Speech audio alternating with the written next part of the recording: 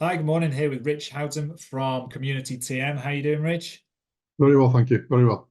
Good stuff. Thank you very much for being here.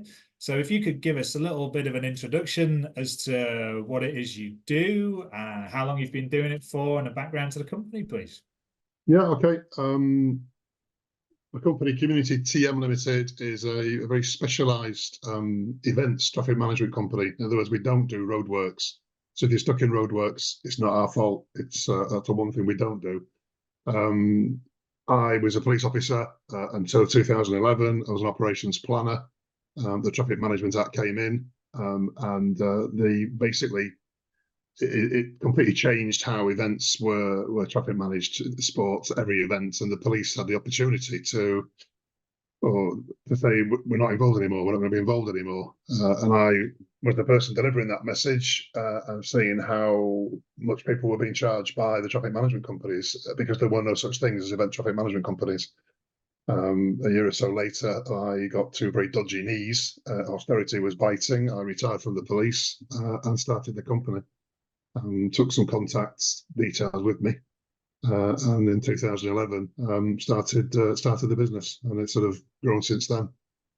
Fantastic. So I'm going to ask you, what makes you sort of stand out from other people? Is it the price point that you do? How's things evolved? And yeah, what kind of makes you stand out in what you do? Yeah, I don't drive a Bentley, so another price point is is a key one. It was meant to be the name itself. It all sounds very twee, but it actually was driven by the feedback I got from people with events when I was still in the police and how much they were being charged. And I thought, I'm sure I can make it more affordable. The Yeah. problem is when you start at a low price point, it's quite hard to then escalate and start making some proper profits. And that still haunts me 13 years on, truth be told. But the concept behind it was the value, and the people that worked with me initially, certainly for the first 5 or 6 years, were all fellow retired officers. And police officers have a specific skill set in terms of communications and dealing with people and conflict. So when you got somebody like an ex-officer on a road closure, generally they're better communicators than you might find on other types of road closures. So that was another key selling point, which I knew people really appreciated. The skill set. So what's the business journey been like to date then since 2011? How would you describe it? Give us one word and then perhaps give us an explanation of it. Learning. It's all about learning. Like that. Yeah. I had some ideas. The first year I was by myself, Ford Galaxy with some stickers on the side saying what I did and some signs in the back. Yeah. And I realised after year one that maybe just more people and more signs. So an ex-colleague and good friend signed up and bought into the company as a partner, effectively the director. We had 7 people in year 2, did some more events. My turnover in year 1 was 3,000. I mean, it was just a few events. Yeah. Next year, turnover was 23,000. And we made contact with British Cycling, who had major problems with the requirements for traffic management on cycle races, and they were being quoted £900 for an evening club race of an hour and a half, and they couldn't afford it. So we made an approach, or I approached highways and police and worked out a system with them, having been told by British Cycling what they needed. And that year there was no club cycle racing in North Yorkshire. And then we did this project, introduced a system and drawings, methodology. And within, I think, 4 years, we had 20 plus races in the county because we made it affordable and it was safer than the previous systems that they had. Fantastic. Yeah, I mean, it just worked, and the cyclists loved it because they felt safer. I mean, I'm 6'6", 20 stone, and in full orange. There's nobody going to come past me on a road closure, and I think that's what the cyclists felt safe. Generally, ex-cops are all. We were called Team X4XL for a while because that seemed to be the high vis that we were ordering. And then we basically approached British Cycling when I heard they're having problems with the cost of the policing, and we now do. In fact, we are now British Cycling's contractors of choice for the major races. So we do the Rydell, Lancaster, East Midland Classic, Lincoln Grand Prix. We do the Otley Town cycle races. So we've suddenly, through starting on the first rung, understanding and getting the knowledge of and the understanding of how the cycle racing works, we now do the televised stuff, the British National Championships. We have some involvement in the Tour de Yorkshire. We have involvement with the Tour of Britain. Yeah, so that's the main thing. We do a lot of community events as well, a lot of parades. Long story short, which I'm not good at, but police pulled out of policing Remembrance Day parades last year. And I approached the police and highways and said, we're pretty sure we can help because one of our specializations is parade rolling road closures. Yeah. And we did 15 Remembrance Day parades last year. Fantastic. So we do St George's Days, we do Leeds TUC, May Day Parade, we do military parades in York. So that's another area that we do. So A lot of Christmas lights. Sorry. if it wasn't for your company, do you think a lot of these parades, these events wouldn't go ahead at all? I think so. Yeah, because I'm aware. I do periodically see what the other traffic management companies have guys that work Monday to Friday on the big roads and big projects, Yeah. and then they're asked to do events, and some have events wings, but I suspect what they charge is they're paying everybody overtime. All we do is events. The only time we pay any additional rates is on Boxing Day when we do an event called the Chevy and Chase out near Guiseley on Boxing Day. We pay overtime bank holiday rate, but our guys get a good flat rate whatever day, and it's usually weekends. Fantastic. So what does the future of the business look like for you, Rich? And where do you see it going, and any challenges that you can foresee? The other area that we're growing in fact, in 3.5 weeks' time, we've got the East Riding Stages Rally, which is a major motorsport, like the one level down from the RAC Rally. We now have a capacity to close 45 miles of roads around Beverley and the East Riding, lock them down for 10 hours and 150 lunatics charge around on closed roads. And we had another one called the South Yorkshire Stages Rally, which ran into some public objection last minute in December last year and had to be postponed. But motorsport, we do something one called the Riponian Rally as well. So for me, I want to push my exit strategy. My second retirement plan is that hopefully somebody sees the level of specialization we have, the customer base we have, and want to buy the company from me for loads of money. Like most people's dream is. Whether that comes out or not, I don't know. But certainly literally this year, I'm thinking about splitting the company in two, because the community events are going to grow because of a new project we started with highways. And so one side of the company will be the community, the original concept behind the company. The other side of the company will be the sports side, which now is quite corporate because we're dealing with the high-end professional sport. That I need to split the two, really, because it's getting quite ponderous. But the future is pushing down the sports specialisation, more cycle racing, more motorsport. That's what I want to try to do and keep establishing ourselves in that area.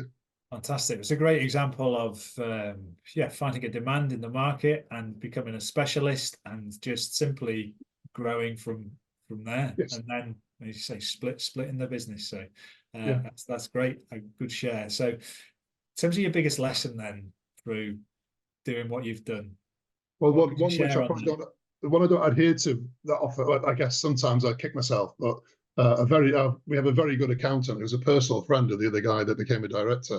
And we were talking about saving people money and pricing and everything, and he just said, "Don't." He said, "Never." He says, "Never let yourselves become busy fools."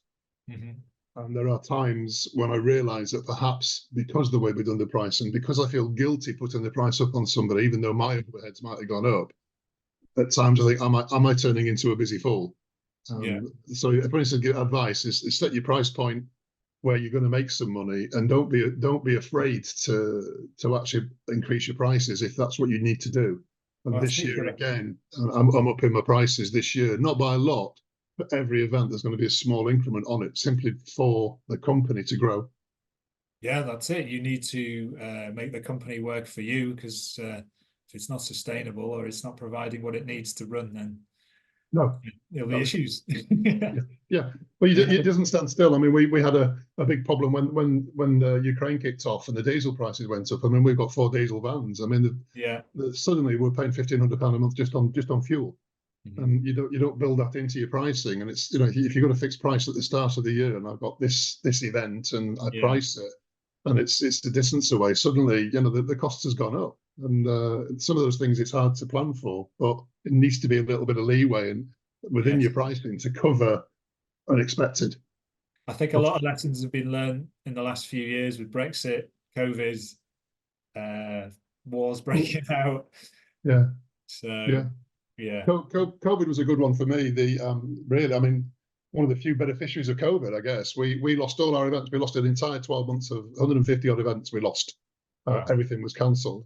But then we were approached by the people that were organising the mass vaccination site at York, and we spent yeah, about 18 months at York, Askham Bar, in guiding people in and out and parking in a very small car park. We had 130 parking spaces, and there were days when we processed more than 3,000 people through it a day.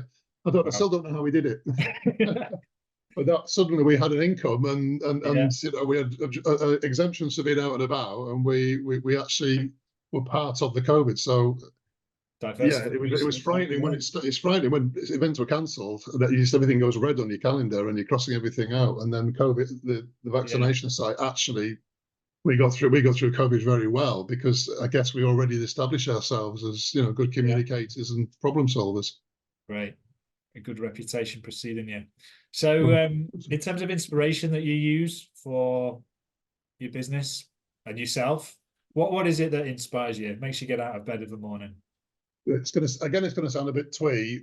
I learned very early that if you came to work with me, Mike, as a volunteer at an event because you were passionate about a certain project, I, as a qualified traffic management operative, can close the road, but you can then, as a volunteer, staff that road closure, explain to people it's closed. You can't take the closure on off, but you can stand there.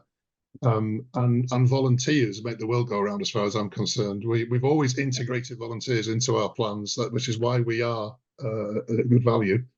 The volunteers at the vaccination site was a great recruitment ground for me, because they were fantastic people.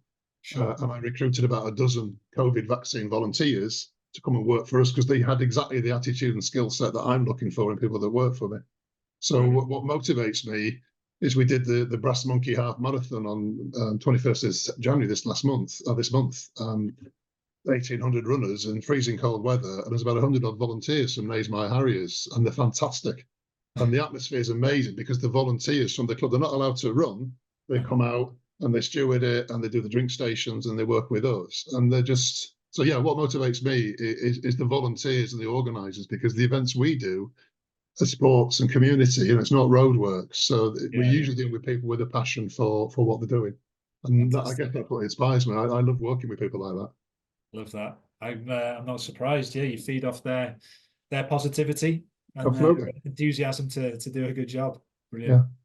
Yeah. So if you someone to come to you and say, Rich, I'm thinking of starting a business. So what's one piece of advice would it be? Would it be reflective of what you said about don't be a busy fool, money, anything like that? What would you say to them? The one piece of advice that told me that you won't make any money in the first 3 years. That's true. Maybe slightly longer than 3 years. It takes so long to get everything established, and you think, Yeah, why am I doing this? I was lucky because I had a police pension, so I yeah, was already I had a monthly income security guaranteed. behind. So I wasn't working to live as such, Yeah, and I guess that's a different scenario altogether. And I genuinely feel for people that are working to live, trying to start a business when you've got a vision, because yeah, it isn't easy, and we didn't make money for a long time. And I mean, it was a passion project for me. I'd seen people and events being cancelled, and it's like Remembrance Day. And I genuinely believe in Remembrance Day, what it represents, and that we must continue to honour the fallen, etc. We can't forget. We mustn't forget, right. especially with the current world climate. So I wasn't too worried about making money. But then when you think, hang on, I'm not even breaking even here. But then you put your prices up and people accept it. And the other thing I would say is just be honest with people. Just be honest. We did a big event called Country File at the BBC's Country File at Castle Howard. Oh yes. And we had some meetings with some lovies from London who were coming up to look at it. And there's one of my colleagues, an ex-inspector, and they were surprised at how honest we were. And we sort of, we couldn't, as Yorkshire folk, we couldn't quite understand what else they would expect us to be. But we Yeah. just, Tell you how if you it can't, is. yeah, if you can't do something, bloody say it. If you can't do it, say I can't do it. If it's something you don't think something's safe, don't say, well, make it work. Make it work. Or say we can't make this work unless X, Y, Z. It's just a that's my advice. We had a couple of events that went rogue on us, and they were our best learning curves. The best learning curves are when things go wrong. Yeah. If something goes right, you can become almost blasé.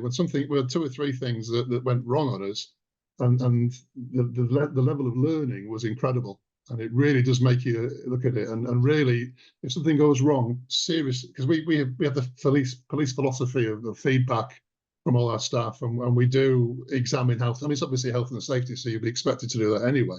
We do police style briefings still. That's how I write them, and my colleague writes them. And we use feedback and learn. You have to keep learning. I love that. That's a great way to come to the end of the interview, because you started off about one word, being learning in terms of the journey. Well, there you go. Can I Every finish day's on a it? school day. Yeah, that's it. Well, it's all about learning. So brilliant. You've shared a lot there, a lot of value in that. So thank you very much. And yeah, some really good words of advice and wisdom from your experience. So lastly, in terms of any latest news around what Community TM is up to, or even if it's just a case of sharing your website, please feel free to do that now. I will show the web. You can find the website on a Google search, but it's so crusty and out of date. I get 4 offers a day to tidy it up, and I just don't get. We get work from recommendations, so I don't need to. We don't really worry about that. The biggest news is we had a meeting with Highways last week, and we're going to introduce a training program for volunteers across the county.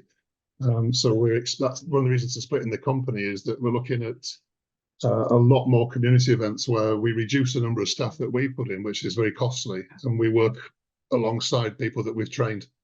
And that should help a lot more community events take place, even resurrect, because the costs will be manageable, very manageable. So that's the biggest development in recent times. Oh, what a great result of your business there. Hopefully, Fantastic. we'll see. So the meeting was positive. We'll see what they say after my proposal. Well, my fingers are crossed for you, Rich. Thank you very much for sharing all that you have. It's been a real pleasure, and wish you all the best for the sale of the business in the next few years. Yes, yes, about 4 years. Watch Yeah. this space. Fantastic. Thanks, Rich. Thanks, Mike.